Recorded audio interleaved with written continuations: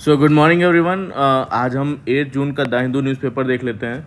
तो फर्स्ट जो न्यूज़ है वो बेसिकली जो मणिपुर में एथनिक कॉन्फ्लिक्ट चल रहा था उसके बारे में है। पहले देख लेते हैं कॉन्फ्लिक्ट है क्या। बेसिकली जो मीतीज़ और जो मीती कम्युनिटी है ट्राइब और जो कुकी ट्राइब है, तो बेसिकली मणिपुर में जो वैलीज़ में रहती हैं वो मीती ट्राइब है और जो हिल्स पे रहते हैं वो कुकी ट्राइब है।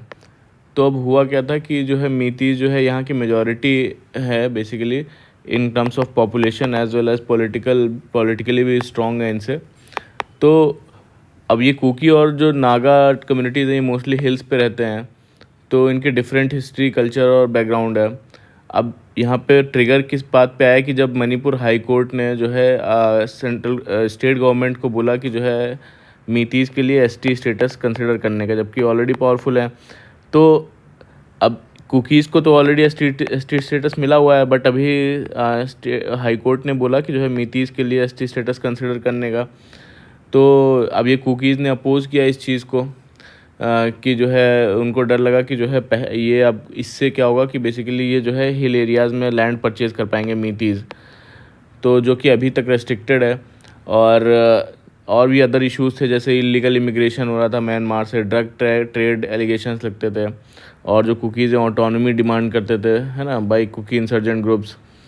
अभी क्या चल रहा है बेसिकली जो है कुकीज़ जो इंसर्जेंट ग्रुप है और सेंट्रल गवर्नमेंट के बीच 2 साल बाद जो है पीस टॉक्स जो है वो पीस टॉक्स जो है फिर से शुरू हो रहे हैं और 9 जून को दिल्ली में होंगे। मिनिस्ट्री ने नॉर्थ ईस्ट के एडवाइज़र के साथ। और जो सस्पेंशन ऑफ ऑपरेशंस पैक्ट है जो 2008 से चल रहा पैक्ट है, इंसर्जेंट ग्रुप्स को टेम्परेरी प्रोटेक्शन देता है अगर वो ग्राउंड रूल्स फॉलो करें। तो फरवरी में जो है basically last year Manipur government pact से निकल गई थी। अब नए और स्ट्रिक्टर ग्राउंड रूल्स के साथ फिर से रीनेगोशिएट किया जाएगा। और जो पहले डिमांड्स थी बेसिकली इनके लिए ऑटोनमस जो है डिस्ट्रिक्ट टेरिटोरियल काउंसिल्स बनाना, और अब नई डिमांड है कि अलग एडमिनिस्ट्रेशन, बेसिकली एडमिनिस्ट्रेशन इनके लिए अलग बनाना, जैसे कि यूनियन टेरिटरीज़ और लेजिस्लेचर्स। ठीक है, तो वही एथनिक वायलेंस जब मई 2023 के बाद ये नई डिमांड्स आई हैं जिसमें 250 लोग मारे गए और 60,000 लोग डिस्प्लेस हुए हैं। फिर यहाँ पे नेक्स्ट न्यूज़ में बेसिकली जो आंध्र प्रदेश के चीफ मिनिस्टर हैं चंद्रबाबू नायडू, उन्होंने कहा कि सिर्फ पॉपुलेशन के बेसिस पे डीलिमिटेशन ने सदर्न इंडियन स्टेट्स की पार्लियामेंट्री जो रिप्रेजेंटेशन है उससे कम हो सकती है, जो फेयर नहीं होगा। और उन्होंने बोला कि जो है पीएम मोदी इस इशू को समझेंगे और सबको साथ लेकर सोल्यूशन निकालेंगे। तो डीलिमिटेशन क्या है, बेसिकली डीलिमिटेशन के बारे में जान लेते हैं। डीलिमिटेशन बेसिकली रीड्रॉ करना होता है बाउंड्रीज़ जो लोकसभा और स्टेट असेंबलीज़ के इलेक्शंस के लिए होती हैं, ताकि कॉन्स्टिट्यूंसीज़ में कितना सीट्स का बंटवारा किया जा सके उसके लिए होता है। On the basis of latest जो पॉपुलेशन डेटा होता है उसके बेसिस पे डिवाइड किया जाता है। ठीक है, ताकि फेयर रिप्रेजेंटेशन हो सारे इंडियंस का, है ना। अब कॉन्स्टिट्यूशनल बेसिस क्या है इसका, आर्टिकल 82 में जो है लोकसभा कॉन्स्टिट्यूंसीज रीडिस्ट्रीब्यूट की जाती हैं, और आर्टिकल 170 में जो स्टेट असेंबलीज होती हैं उसकी। तो जो डिलिमिटेशन हुआ बेसिकली ये 1976 में एक अमेंडमेंट आया, 42nd अमेंडमेंट। तो उसमें क्या किया गया, पे जितनी भी सीट्स थी वो फ्रीज़ कर दी गई, जितनी फ्रीज जिस कॉन्स्टिट्यूंसी को मिली हैं वो 2001 सेंसस जब तक नहीं आता तब तक फ्रीज़ कर दी गई। ठीक है, ताकि जो सदर्न स्टेट्स जिन्होंने फैमिली प्लानिंग को इनकरेज किया था और पॉपुलेशन कम की थी उसको इंसेंटिव दिया जा सके, उनको पिनलाइज ना किया जाए। अब ये फ्रीज़ किस बेसिस पे हुआ था, 1971, इससे पहले जो सेंसस हुआ था उसके बेसिस पे। यहाँ पे क्या हुआ कि 2002 में बेसिकली जो है 4th डिलिमिटेशन किया गया बेस्ड ऑन 2001 सेंसस। ठीक है, रीड्रॉ की गई बाउंड्रीज़। फिर उसके बाद में 84th अमेंडमेंट आया। 84th अमेंडमेंट में क्या किया गया कि जो है इसको फ्रीज़ कर दिया गया, जो सीट्स थी अब यहाँ पर जो डिलिमिटेशन हुआ उसके बाद फ्रीज़ कर दी गई सीट्स लोकसभा की 2026 तक। ठीक है, ताकि जो तमिलनाडु, केरला, आंध्र प्रदेश जैसे स्टेट्स हैं इनको पिनलाइज ना किया जाए, फैमिली जिन्होंने पॉपुलेशन ग्रोथ को कंट्रोल किया। और तो अभी 2026 तक तो जो है फ्रीज़ कर दिया, लेकिन जो है स्टेट्स वो रीबैलेंस कर सकते थे अपनी जो अपनी जो बाउंड्रीज हैं उनको इंटरनल पॉपुलेशन शिफ्ट्स पे, ठीक है।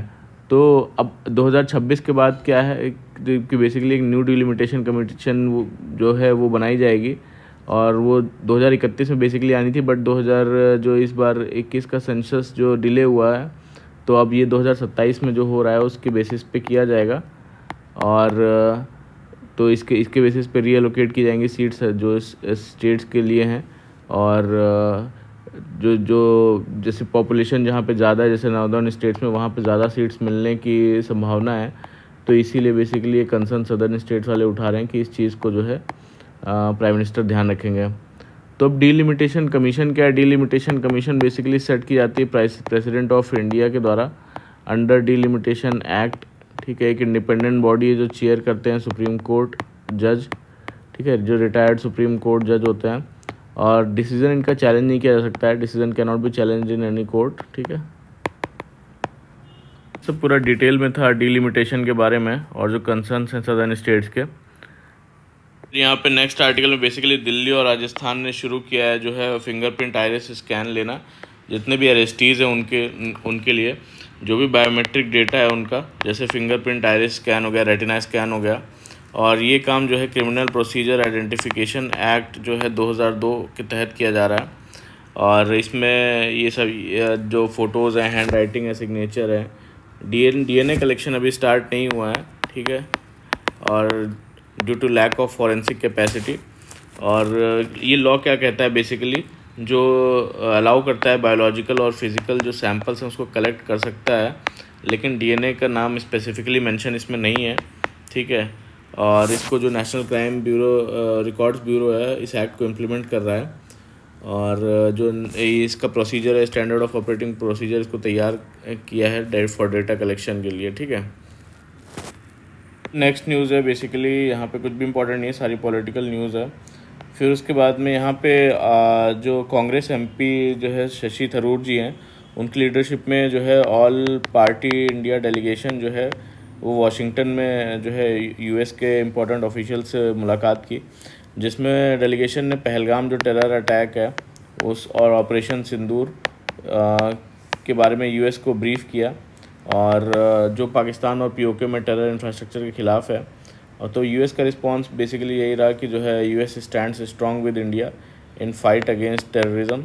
और उन्होंने भी जो है कहा कि दोनों देश जो है ट्रेड, कॉमर्स और स्ट्रेटेजिक रिलेशन को आगे बढ़ाएंगे, और डिस्कशंस और प्रोडक्टिव और included counter terrorism cooperation in their talks. एक दूसरा डेलीगेशन है जो कि बेसिकली अरेबिया में है, कुवैत, बहरीन और अल्जीरिया में, वो बेसिकली जिनका पर्पज़ है कि इंडिया का राइट डिफेंड करना, रिटेलिएट करना अगेंस्ट जो टेरर अटैक्स हैं, और न्यू नॉर्मल दिखाना, इकोनॉमिक सैंक्शंस को जो लगाए जाएंगे अगेंस्ट पाकिस्तान उसको जस्टिफाई करना, ठीक है। और टेरर के ख़िलाफ़ जो है ग्लोबल सपोर्ट लेना, specially from organisation of Islamic cooperation countries.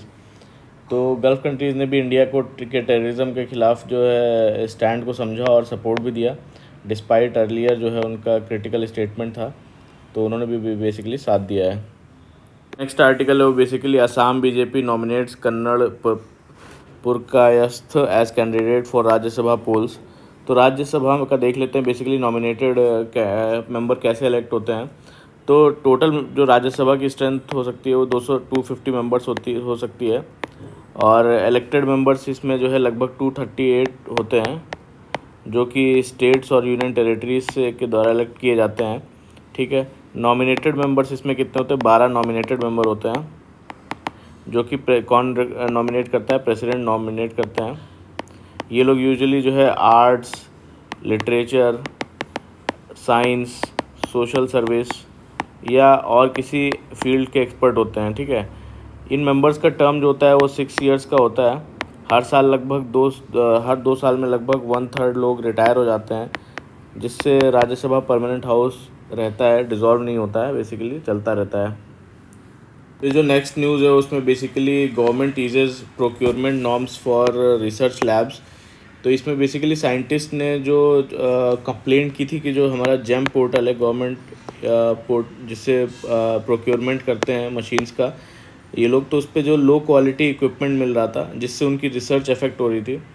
अब जो है सेलेक्ट, अब क्या चेंजेस आए हैं कि अब जो साइंटिफिक इंस्टीट्यूट्स हैं जैसे कि ministry of science and technology, CSIR, atomic research, ठीक है, space, ICMR, Indian council of agriculture research, ये लोग जो है इनके जो डायरेक्टर्स और यूनिवर्सिटी हेड्स हैं ये जेम पोर्टल को पे ना जाके बाईपास करके डायरेक्ट जो है इक्विपमेंट परचेज़ कर सकते हैं। ठीक है, डायरेक्ट इक्विपमेंट परचेज़ कर सकते हैं और परचेज़ लिमिट भी बढ़ा दी गई है। जैसे बिना कोटेशन के 1 लाख से 2 लाख तक जो है बढ़ा दी गई, 10 लाख से 25 लाख तक परचेज़ कमेटी के लिए। और ग्लोबल जो टेंडर अप्रूवल है उसकी लिमिट भी 200 करोड़ तक बढ़ गई है। पहले डिपार्टमेंटल सेक्रेटरी से अप्रूवल लेना पड़ता था। तो अब इम्पैक्ट क्या होगा इससे, बेसिकली जो है रिसर्च में डिलेज़ जो है वो कम होंगे और इंस्टीट्यूट को ज़्यादा ऑटोनॉमी मिलेगी, इनोवेशन और रिसर्च जो है वो उसमें और सुधार होगा। नेक्स्ट न्यूज़ है वो बेसिकली जो है जो birth ratio, sex at birth ratio और जो सिविल रजिस्ट्रेशन सिस्टम है उसके स्टैटिस्टिक्स के बारे में है कि जो बिहार का जो सेक्स रेशियो एट बर्थ है वो बेसिकली कम हो गया है, जो कि पहले 2022 में लगभग 2022 में इसका जो है 891 गर्ल्स पर 1000 बॉयज़ जो है आया है। और 2020 में यही जो है 2020 की बात करें अगर तो यही जो है 964 था, तो ये कम हो गया है, 891 हो गया है। और जो दूसरे कम SRBs वाले स्टेट्स हैं जैसे कि महाराष्ट्र हो गया उसका कम है ना, सेक्स रेशियो एट बर्थ 906 है, तेलंगाना है 907 है। और जो हाईएस्ट जो सेक्स रेशियो एट बर्थ है वाले हैं स्टेट्स उसमें है नागालैंड 1068 सबसे ज़्यादा है ना, अरुणाचल 1036, मेघालय, केरला ये सब। और असम में जो है वो भी 2021 में असम में जो है 863 था, जो कि बढ़ गया है बेसिकली। असम में 2022 में 933 हो गया है। ठीक है, असम में इंक्रीज़ हुआ है। जो सबसे पूरे ओवरऑल सबसे जो कम रहा है सेक्स रेशियो एट बर्थ वो बिहार का ही रहा है, 891 गर्ल्स पर 1000, इसके बारे में था। फिर जो दूसरा है वो सिविल रजिस्ट्रेशन सिस्टम के जो है स्टैटिस्टिक्स के बारे में है कि इसमें जो बर्थ्स जो CRS जो सिविल रजिस्ट्रेशन सिस्टम 2022 है उसके अकॉर्डिंग जो रजिस्टर्ड बर्थ्स हैं, एक सेकंड,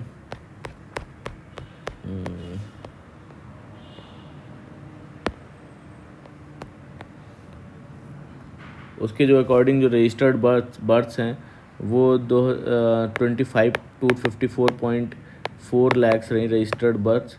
ठीक है, 2021 में जो है यही 242 लैक्स था, तो उससे ज़्यादा रहा है। और मेल बर्थ्स जो है 52.4% रहा और फीमेल्स का 47.6%। स्टिल बर्थ जो है वो बेसिकली जो स्टिल बर्थ्स हैं वो कम हो गए हैं। और जो यूपी, बिहार, MP, तेलंगाना, उत्तराखंड में बेसिकली बर्थ जनरली बढ़ रहे हैं। और जो तमिलनाडु, केरला, हिमाचल, पंजाब, दिल्ली में बर्थ जो है वो उसमें जो है गिरावट देखी गई है। बर्थ का मतलब होता है कि जो है ऐसे बच्चों की जो डिलीवरी होती है वो बेसिकली डिलीवरी से पहले ही उनकी डेथ हो चुकी होती है, तो लेकिन उसका जन्म होता है बट उसकी डेथ ऑलरेडी हो चुकी हो सकती है जो डिलीवरी के पहले ही। फिर यहाँ पे जो नेक्स्ट न्यूज़ है वो बेसिकली यहाँ पे साइंस के बारे में है। Scientist detect heaviest proton emitter astatine 188। तो एक इंटरनेशनल रिसर्च टीम जो कि जिसको लीड कर रहे थे फिनलैंड के एक यूनिवर्सिटी, उन्होंने बताया कि जो ये एस्टेटाइन 188 इसका जो आइसोटोप है, इसका आइसोटोप के प्रोटॉन एमिशंस को डिटेक्ट किया है इसका, और ये आइसोटोप दुनिया के सबसे हैवी प्रोटॉन एमिटर माना जा रहा है। और इसका बेसिकली इंपॉर्टेंस ये है कि प्रोटॉन एमिशन एक्सट्रीमली जो है प्रोटॉन एमिशन हुआ इससे जो कि एक्सट्रीमली रेयर होता है और ज़्यादातर जो है रेडियो एक्टिव डिके या अल्फ़ा या गामा पार्टिकल्स से होता है। और इस डिस्कवरी से न्यूक्लियर स्ट्रक्चर अंडरस्टैंडिंग और एडवांस थ्योरेटिकल मॉडल्स को बूस्ट मिलेगा। और इन्होंने बताया कि जो है सिर्फ 190 माइक्रोसेकंड में मतलब प्रोटॉन एमिशन बहुत तेज़ी से होता है, ये इनका बोलना है। ये सिर्फ बोलना ही नहीं, IIT रुड़की के प्रोफेसर जो हैं उनकी टीम ने थ्योरेटिकल कैलकुलेशन से कंफर्म किया कि ये प्रोटॉन एमिशन हुआ है। आइसोटोप क्या होता है? आइसोटोप बेसिकली कोई अगर एक केमिकल एलिमेंट है तो एक ही केमिकल एलिमेंट के ऐसे एटम्स होते हैं जो मतलब मान लीजिए एटम 1 एटम 2 है, तो ऐसे एटम्स होते हैं जिनके नंबर ऑफ़ प्रोटॉन्स जो है वो सेम होते हैं, है ना, लेकिन न्यूट्रॉन्स के नंबर अलग होते हैं। ठीक है, न्यूट्रॉन्स जो है वो अलग होते हैं दोनों में। ठीक है, अब इसका जो है बेसिकली यूज़ क्या है कि ये मेडिकल फील्ड में आइसोटोप यूज़ होते हैं। कैंसर ट्रीटमेंट जैसे कोबाल्ट 60 हो गया, कार्बन डेटिंग हो गया। ठीक है, न्यूक्लियर एनर्जी के लिए यूज़ होता है, साइंटिफिक रिसर्च के लिए यूज़ होता है। न्यूक्लियर एनर्जी जैसे यूरेनियम 235 जो है का यूज़ एटॉमिक रिएक्टर्स में होता है। तो ये सब इम्पोर्टेंस है इसका। नेक्स्ट आर्टिकल बेसिकली यहाँ पे जो आईआईटी खड़गपुर है, आईआईटी खड़गपुर की टीम ने बनाया एक जो ऐप है basically drum, dynamic route planning and urban green mobility. और इस वेब ऐप पे जो रियल टाइम जो है एयर पोल्यूशन और ट्रैफिक डेटा को यूज़ किया जाएगा, और यूज़र को डेटा और ये फिर डेटा यूज़ करके जो यूज़र को 5 रूट ऑप्शन देगा। ठीक है, 5 रूट ऑप्शन देगा। एक तो शॉर्टेस्ट क्या रूट है, fastest, least exposure to air pollution, है ना, और जो लीस्ट एनर्जी कंजम्पशन रूट और सजेस्टेड रूट। ठीक है, ये और जितने भी फैक्टर्स हैं उनका एक बैलेंस्ड वर्जन रहेगा। तो अब इस फाइंडिंग से होगा क्या बेसिकली जो है जो भी इम्पैक्ट क्या होगा कि जो वल्नरेबल ग्रुप्स हैं उनके लिए हेल्पफुल रहेगा, अवेयरनेस रहेगी लोगों में, स्मार्ट रूट डिसीज़न ले सकेंगे, और अर्बन मोबिलिटी को जो है सेफ़ और इको फ्रेंडली बनाएगा, है ना। नेक्स्ट न्यूज़ है वो बेसिकली अच्छी न्यूज़ है बैक्टीरियोफेजेस के बारे में। तो बैक्टीरियोफेजेस क्या होते हैं? बेसिकली बैक्टीरियोफेजेस होते हैं, फेजेस मतलब होता है गुड वायरस जो कि बैक्टीरिया को मारते हैं। ठीक है, तो अब बेसिकली न्यूज़ क्या है कि न्यूज़ ये है कि जो एंटी माइक्रोबियल रेजिस्टेंस है, जो एंटीबायोटिक्स जो हम लोग लेते हैं, एंटीबायोटिक्स का ओवर यूज़ करने पे ये प्रॉब्लम होता है। तो जब कोई इन्फेक्शन जैसे यूटीआई होता है तो लैब चेक करता है कौन से एंटीबायोटिक्स काम करते हैं। ठीक है, किसी भी पेशेंट पे एंटीबायोटिक्स कई सारे टेस्ट किए जाते हैं। तो प्रॉब्लम तब होती है जब कोई एंटीबायोटिक काम नहीं कर, मान लीजिए ये नहीं काम कर रहा, तो इसके जो है अगेंस्ट जो है इसको रेजिस्टेंस डेवलप हो जाता है। तो इसी को बोलते हैं एंटी माइक्रोबियल रेजिस्टेंस। अब 5 मिलियन लोग जो है हर साल इससे इनकी डेथ होती है, और फार्मास्यूटिकल्स कंपनीज़ ने नए जो एंटीबायोटिक्स हैं डेवलप वो नहीं कर रहे हैं बेसिकली, क्योंकि उनका यूज़ जो है बहुत शॉर्ट टर्म होता है, और नए एंटीबायोटिक्स को स्पेरिंगली यूज़ करते हैं रेजिस्टेंस बचाने के लिए, और फाइनेंशियल इंसेंटिव्स भी इसमें कुछ ज़्यादा नहीं है। तो सॉल्यूशन क्या बताते हैं? बैक्टीरियोफेजेस, जो कि गुड वायरस होते हैं जो सिर्फ बैक्टीरिया को मारते हैं, और ये नेचुरली मिलते हैं हमारे वाटर में, सॉइल में, गट में और स्किन में। ठीक है, तो अब ये एंटीबायोटिक्स के आने के बाद इनका यूज़ थोड़ा सा कम हो गया है, पर सोवियत कंट्रीज़ ने यूज़ कंटिन्यू किया। अब जो है एंटी माइक्रोबियल रेजिस्टेंस की वजह से दुनिया में भर में फिर से जो है फेजेस को एक्सप्लोर किया जा रहा है। ठीक है, और 2 टाइप की थेरेपीज़ होती हैं इसमें बेसिकली, नेचुरल फेजेस वाली थेरेपी और जेनेटिकली इंजीनियर्ड फेजेस। तो नेचुरली फेजेस में क्या होता है, पहले बैक्टीरिया को जो है आइसोलेट किया जाता है, बैक्टीरिया निकाला जाता है, फिर कौन सा जो है फेज़ जो है इस पे काम कर रहा है, कौन सा फेज़ इस पे काम कर रहा है इस बैक्टीरिया पे, उस फेज़ को ग्रो करते हैं और फिर पेशेंट को देते हैं। ठीक है, और जेनेटिकली इंजीनियर्ड फेजेस में क्या होता है, ये लैब में मॉडिफाई किए जाते हैं, और मॉडिफाई करके ज़्यादा स्ट्रेन्स ऑफ बैक्टीरिया को ये बेसिकली मार देते हैं। ठीक है, तो ये बेसिकली लैब ग्रोन होता है। यूज़ क्या क्या हो सकता है कि जैसे बर्न, कहीं जल गया, फूड अल्सर हो गया, गट या रेस्पिरेटरी इन्फेक्शन है। अभी तक वेस्टर्न कंट्रीज़ ने फेजेस को ड्रग के रूप में अप्रूव नहीं किया है। यूज़ होता है स्पेशल कंडीशंस में, जैसे कंपैशनेट यूज़, इमरजेंसी एक्सेस, है ना, इन सब में।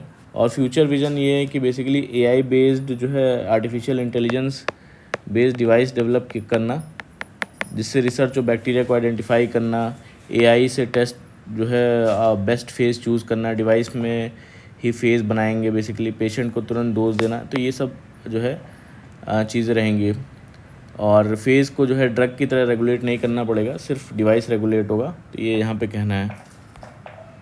नेक्स्ट न्यूज़ है वो बेसिकली टेक्सटाइल सेक्टर को लेके है, कि जो गवर्नमेंट का टारगेट है बेसिकली $100 बिलियन एक्सपोर्ट्स बढ़ाना 2030 तक। इसके लिए 17% कंपाउंडेड एनुअल ग्रोथ रेट चाहिए, और साथ ही $100 बिलियन का जो है इन्वेस्टमेंट भी चाहिए to reach $350 billion overall market size इसके लिए। तो अब यहाँ पे बताते हैं कि करंट जो सिचुएशन है टेक्सटाइल इंडस्ट्री की, वो टेक्सटाइल और अपैरल जो है एक्सपोर्ट तो कर रहे हैं, लेकिन जो लास्ट 10 ईयर्स से जो ग्रोथ है वो बेसिकली ज़ीरो ही है ग्रोथ। ठीक है, एक्सपोर्ट वैल्यू भी लगभग जो है $37 टू $42 बिलियन पे अटकी हुई है। वॉल्यूम भी घटा है जो कंसर्न का रीज़न है। और ये जो टारगेट कैसे, अगर ये सब कंसर्न है तो कैसे ये टारगेट्स अचीव होंगे। तो जो मेजर स्ट्रक्चरल चैलेंजेस हैं वो इसमें है कि रॉ मटेरियल जो प्राइस है वो काफ़ी ज़्यादा हाई है, इंडस्ट्री ने ये बोला है। और इंपोर्ट एक्सपोर्ट पर रेस्ट्रिक्शन जो है वो हटाने के लिए बोला है। और लेबर कॉस्ट भी काफ़ी ज़्यादा हाई है specially compare to competitors. Cost of capital जैसे कि लोन और इन्वेस्टमेंट भी काफ़ी कॉस्टली हैं। पावर टैरिफ जैसे बिजली का बिल ज़्यादा आता है, इलेक्ट्रिसिटी बिल, और लीड डिलीवरी में टाइम ज़्यादा लगता है, ग्लोबल बायर्स शिफ्ट हो जाते हैं इससे। तो बेसिकली जो इन्वेस्टर का हेजिटेशन है वो इंडस्ट्री ने नए प्रोजेक्ट या एक्सपेंशन में इन्वेस्ट नहीं कर रही हैं, और इनको बेसिकली पॉलिसी लेवल सपोर्ट चाहिए। रॉ मटेरियल जो पॉलिसी है उसको इम्प्रूव करने की बात की, और इंफ्रास्ट्रक्चर, लॉजिस्टिक्स और फाइनेंसिंग को ग्लोबल लेवल पर कॉम्पिटिटिव बनाने की बात की गई है। जो नेक्स्ट न्यूज़ है वहाँ पे basically extreme poverty in India down to 5.3% in 2022-23 World Bank. तो एक्सट्रीम पॉवर्टी क्या है? बेसिकली एक्सट्रीम पॉवर्टी वो ऐसा एक लाइफस्टाइल होता है जिसमें जो बेसिक नेसेसिटीज़ हैं वो भी पूरी नहीं हो पाती हैं, वो भी मिलना मुश्किल हो जाता है। जैसे कि अच्छा खाना, साफ़ पानी, कपड़े, रहने की जगह, बेसिक हेल्थ केयर और एजुकेशन, ये सब नहीं मिल पाता है। तो उसको बोलते बेसिकली एक्सट्रीम पॉवर्टी। तो अभी न्यूज़ क्या है? न्यूज़ ये है कि जो है इंडिया का जो एक्सट्रीम पॉवर्टी रेट है वो 2011-12 में 27.1% था, जो कि अब 22-23 में लगभग सिर्फ 5.3% रह गया है। ये 10 साल में पॉवर्टी ड्रास्टिकली कम हुई है। और अभी बेसिकली वर्ल्ड बैंक ने भी जो पॉवर्टी लाइन की डेफिनेशन है वो $2.515 थी पहले, उसको बढ़ा के $3 कर दी है। और ये 2021 के प्राइस लेवल पर जो है 15% हायर थ्रेशोल्ड है। और इस जो ये नया थ्रेशोल्ड है इस पे बेसिकली इंडिया का पॉवर्टी रेट जो है सिर्फ 5.3% रह गया, $3 से कम कमाने वाले लोगों का। और 2024 के डेटा में बेसिकली जो है 5.44% इंडियंस जो है वो $3 से कम कमा रहे हैं।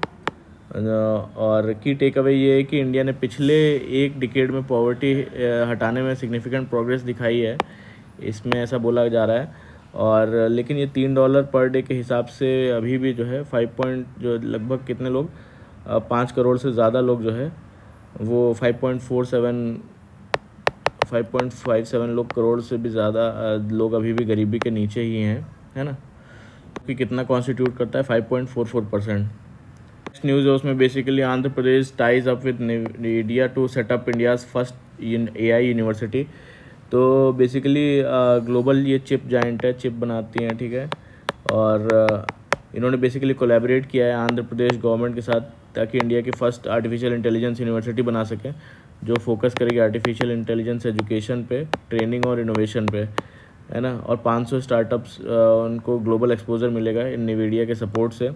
और इससे पहले भी आंध्र प्रदेश जो है मेजर जो टेक हैं IBM और TCS के साथ जो है वो quantum valley technology park Amravati में बनाने का डिसीजन लिया था, ठीक है। जो यहाँ पे नेक्स्ट न्यूज़ है उसमें बेसिकली यहाँ पे जो कनाडा के PM मार्क कार्ने, उन्होंने बेसिकली जो है PM मोदी को G7 समिट के लिए इनवाइट किया है, जो कि एल्बर्टा कनाडा में होना है, एल्बर्टा कनाडा। और उन्होंने कहा कि इंडिया जो है 5th लार्जेस्ट इकॉनमी है और आर्टिफिशियल इंटेलिजेंस, एनर्जी और क्रिटिकल मिनरल्स जैसे इश्यूज़ में इंपॉर्टेंट रोल प्ले करता है। तो अभी G7 कंट्रीज़ हैं क्या? बेसिकली 7 कंट्रीज़ जो है ये ग्रुप हैं जो 7 वर्ल्ड की लार्जेस्ट एडवांस्ड इकॉनमीज़ हैं, ठीक है। एडवांस्ड इकॉनमीज़ जो कि साथ में आते हैं डिस्कस करने के लिए जो भी ग्लोबल इकोनॉमिक पॉलिसीज़ होती हैं और इम्पॉर्टेंट इश्यूज़ जैसे कि यूनाइटेड स्टेट्स हो गए, Canada, United kingdom, France, Germany, Italy, Japan, ये सब हो गया। तो बेसिकली ये जो है डिस्कस करते हैं जो इकोनॉमिक ग्रोथ के चैलेंजेस होते हैं, क्लाइमेट चेंज हो गया, इंटरनेशनल सिक्योरिटी हो गया, ट्रेड पॉलिसी हो गया, टेक्नोलॉजी इनोवेशन हो गया, ये सब। और क्योंकि इम्पॉर्टेंट इसलिए क्योंकि बेसिकली ये रिचेस्ट और मोस्ट इन्फ्लुएंशियल है वर्ल्ड में, और इनका इम्पैक्ट करता है इनका कोई भी डिसीजन जो है ग्लोबल इकोनॉमी, एनवायरनमेंट और पॉलिटिकल लैंडस्केप, है ना। पहले ये बेसिकली G8 हुआ करता था, इसमें रशिया भी था, बट जो है रशिया ज्वाइन किया था 1997 में, और लेकिन 2014 में जब उसने एनेक्सेशन किया जो है क्रीमिया का, तो उसको अदर मेंबर्स ने रशिया की सस्पेंड कर दिया मेंबरशिप, और फिर से दोबारा G7 हो गया है ना।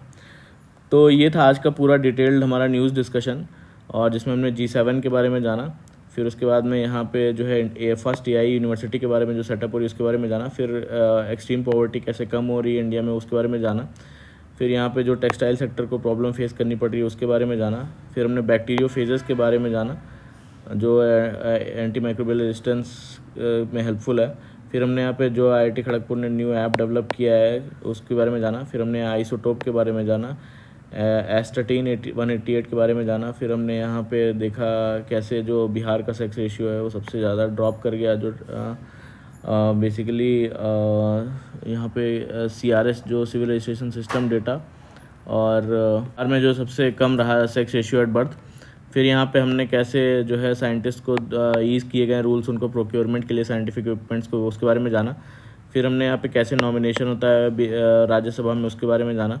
फिर हमने यहाँ पे जो मल्टी पार्टी डेलीगेशन दूसरे कंट्रीज़ में सपोर्ट के लिए जा रहे हैं आगे, ऑन ब्रीफिंग ऑफ ऑपरेशन सिंदूर उसके बारे में जाना। फिर यहाँ पे हमने देखा बेसिकली यहाँ पे हमने नेक्स्ट देखा यहाँ पे कि कैसे दिल्ली और राजस्थान यूज़ कर रहे हैं बायोमेट्रिक डेटा, है ना, रेस्टीज़ के लिए। और फिर उसके बाद में हमने यहाँ पे डीलिमिटेशन के बारे में जो है डिटेल में जाना, 42nd अमेंडमेंट और 84th अमेंडमेंट के बारे में जाना। फिर हमने यहाँ पे जो मणिपुर में जो कॉन्फ्लिक्ट चल रहा है उसके बारे में जाना, और क्या अभी करंट प्रोग्रेस है उसके बारे में जाना। तो बेसिकली ये था पूरा आज का हमारा न्यूज़ डिस्कशन, और प्लीज़ अच्छा लगा हो तो लाइक करिएगा, कमेंट करिएगा और सब्सक्राइब भी कर लीजिएगा। Thank you very much for the discussion.